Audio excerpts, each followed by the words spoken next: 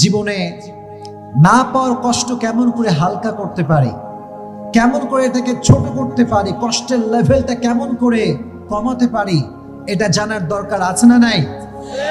মানুষের জীবনের সবচেয়ে বড় তিতা সত্য কথা হচ্ছে যে মানুষ এটা খুব সহজে পেয়ে যায়, এটার মূল্যায়ন সে করতে চায় না। আর যেটা সে পায় নাই, যোগ্য ছিল না তার, তবুও সে এটার প্রতি মায়া কমাতে পারে না।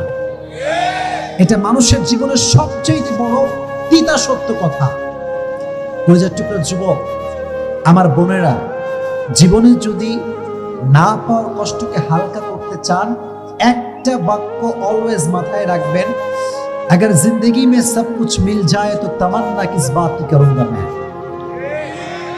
জীবনে যদি সব কিছুই পেয়ে যাই, তাহলে আশা বলতে তো কিছু থাকবে না। জীবনে বাঁচতে হলে একটা আশার দরকার আছে না নাই?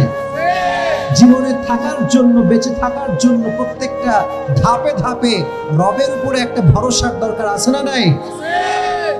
আজ থেকে জীবনের সমস্ত না পাওয়া জিনিসগুলোকে আল্লাহর উপরে ভরসা করে ছেড়ে দিবেন। আল্লাহকে বলবেন, আল্লাহ, আমার জীবনে যা আমি পেয়েছি তুমি সব দিয়েছো, আর যা পাইনি তাও তো না দেওয়ার মালিক একজন, তিনি কে?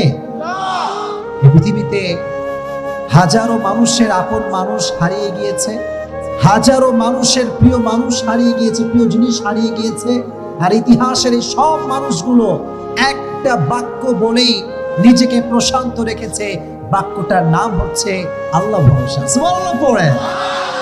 আচ্ছা বলেন, সব বিষয়ে একটা বাক্য বলবো, আল্লাহ ভরসা। বলেন না আল্লাহ ভরসা। এই কথা যে বারবার বলতে পারবে যে আল্লাহ ভরসা, আল্লাহ ভরসা, আল্লাহ বলে, বান্দা তুই যদি বলতে পারিস, ওয়া মান ইয়াতাওয়াক্কাল আলাল্লাহি ফাহুয়া হাসবু, whoever trusts in Allah, Allah is sufficient for him।